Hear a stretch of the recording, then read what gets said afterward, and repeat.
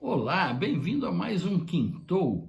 É um prazer estar com você aqui. Se você está chegando agora no canal, eu peço que você dê um like aí para nós, porque isso nos ajuda. E você também pode se inscrever, porque se inscrevendo, você ativa aí essa campainhazinha. Toda vez que tiver um vídeo novo, você vai ser avisado. E compartilhe, gente, vamos compartilhar a cultura e o conhecimento do vinho. Olha, hoje o Quintou de hoje está especial, porque o meu amigo Zé Maria me escreveu dizendo que estava cansado de encontrar o que as pessoas chamam de enochato, aquele cara que sabe um pouquinho mais de vinho e se acha bacana, cara gosta de ficar ditando regra, toma conta da reunião, fica falando daquele assunto, falando de coisa que não interessa a ninguém. Isso cada vez é mais comum porque o vinho está muito na moda. E então ele falou para mim: Didu, me manda algumas perguntas aí para eu pegar na curva esses enochatos aí e deixar eles sem ter o que falar. Então eu pensei aqui algumas coisas para o Zé Maria decorar e poder questionar algum bacana aí que venha falar bobagem. Então vamos lá, uma delas é a barrica eslovena, porque na Itália se usa muito barrica que não é francesa. Eles usam barricas da região e usam barricas também russas.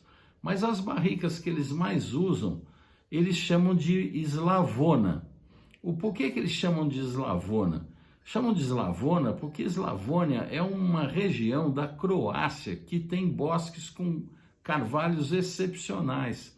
E o italiano falando Slavona, o brasileiro tende a traduzir para eslovena. Ele acha que ele está se referindo a uma madeira eslovena. Embora a Eslovênia também tenha madeira, tenha carvalho para fazer barrica e também faça barrica, as barricas famosas são croatas, da Eslavônia. Então essa é uma pergunta boa para fazer para um enochá. Fala, escuta, aquelas barricas que o italiano gosta de usar, elas são eslovenas ou são croatas? E o cara vai cair fácil, ou talvez nem saiba, né, da Slavona, já serve para pegar. A outra pergunta legal para fazer é a respeito da filoxera.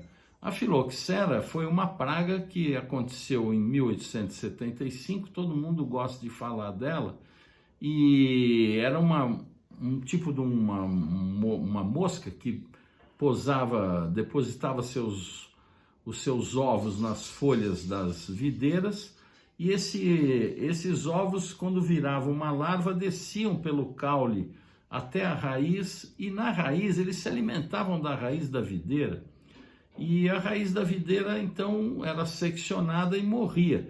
Depois essa larva crescia, saía de novo, virava uma mosca e ia infectar outros vinhedos.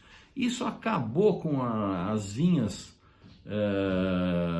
da Europa, e só em alguns pequenos lugares não pegou. O caso de Colares, o caso do Noval Nacional, que tem lá uma área que não se sabe por que não pegou filoxera, onde fazem o Noval Nacional. E o fato é que em areia, normalmente, sabe-se que ela não consegue sobreviver em solo de areia.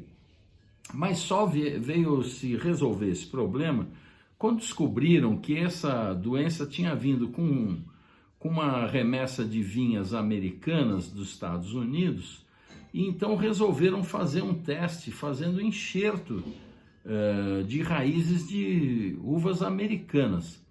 As uvas americanas não sofrem esse problema. Então, hoje a Europa toda, quando você visita Bordeaux, por exemplo, todo vinhedo que você vê, a raiz é de uma vinha americana. E o Cabernet Sauvignon, o Merlot, o Cabernet Franc, assim por diante, foi enxertado no caule daquela raiz americana. Muito bem, o que pouca gente sabe que é bom para pegar um enochato é o seguinte: por que a filoxera ataca a raiz de uma de uma vinha Vitis vinifera e ela morre, e quando ela ataca a da americana, ela não morre? Essa pergunta pouca gente sabe, e eu vou dizer para você aqui porque é sensacional. A Vitis vinifera, quando ela é atacada e a sua raiz é seccionada, ela não reage, ela não tem uma reação de sobrevida e ela então definha, ela seca. A americana, ao contrário, se você cortar um pedacinho da raiz de uma Vitis labrusca, que são as americanas, ela imediatamente produz mais 4, 5, meia dúzia de raízes acima desse corte. Portanto, acaba fortalecendo aquela planta se uma filoxera ataca, porque ela produz muito mais raiz do que o inseto está ali prejudicando. Essa é boa, hein? A outra boa é o seguinte: escuta, quais são as castas de champanhe? Aí o cara vai falar Chardonnay, Pinot Noir e Pinot Meunier, as outras são proibidas. Aí você fala, mas não tem champanhe com 6 castas? Aí o cara vai ficar meio em dúvida, né? Porque existe champanhe de 6 castas. Já contei aqui para vocês, tem o champanhe Moutarde, que usa 6 castas, e que usa por quê? Porque antes da denominação de origem ele já tinha essas outras castas que continuaram sendo permitidas para ele fazer. Então há champanhe com 6 castas. Uma outra boa pergunta é saber quando é que surgiu a Botrytis cinerea. A Botrytis cinerea é aquele fungo, você está vendo aí, que ataca as uvas quando estão sobremaduras, e eles então esse fungo faz um furo na casca da uva e desidrata a uva, ela fica com um aspecto muito feio. Isso não acontece em todo lugar, embora hoje muitos produtores conseguem espargir um tipo de nebulização de água com alguma coisa num determinado período que propicia o surgimento da Botrytis cinerea, que é chamada também de podridão nobre, que essa é uma boa pergunta também. O que é a podridão nobre? Que é a Botrytis cinerea. E isso surgiu quando? Surgiu na Hungria, a região que se faz o Tokaj famoso. E surgiu por quê?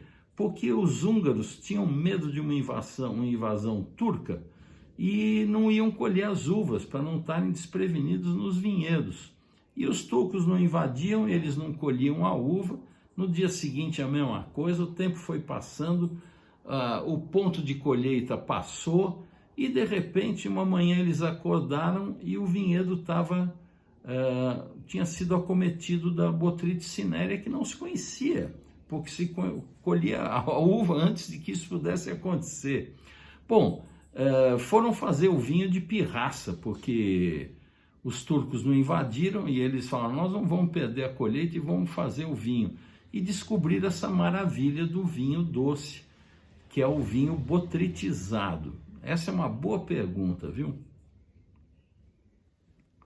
Outra pergunta bacana que pouca gente conhece, é bom para quebrar um pouco o rebolado do enochato, é perguntar sobre barricas. Virar para ele do nada e falar, o que é dessorbage mesmo? Eu ouvi falar em dessorbage e não me lembro o que era.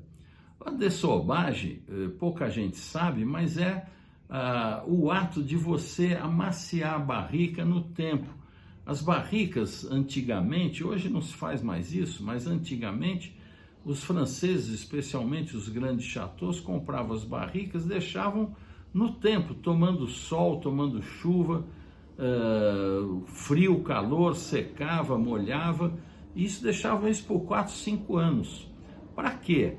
Para que essa madeira perdesse aquela força tão intensa de seivas e de taninos muito agressivos, e então usar a barrica para um simples afinamento do vinho e não para agregar aromas a ele.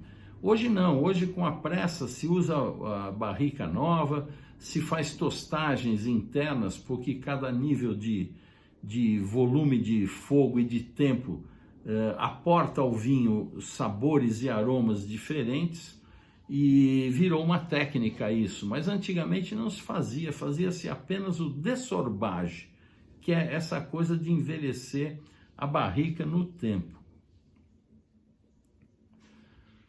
Outra questão interessante é a classificação de Bordeaux. Todo enochato gosta muito de falar dos Premier Cru Classé de Bordeaux, alguns sabem de cor o nome deles e tudo mais.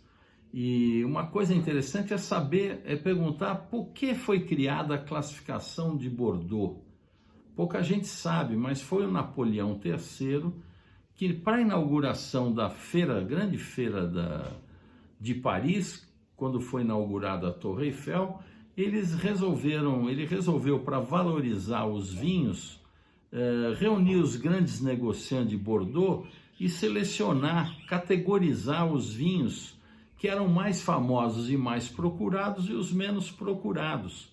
Isso virou um parâmetro e que tinha um pouco a ver também com a qualidade, mas tinha mais a ver com o mercado, com a procura e a oferta, e assim criou-se os Premier Cru Classé, o Deuxième Cru Classé, Troisième, Cinquième, assim por diante.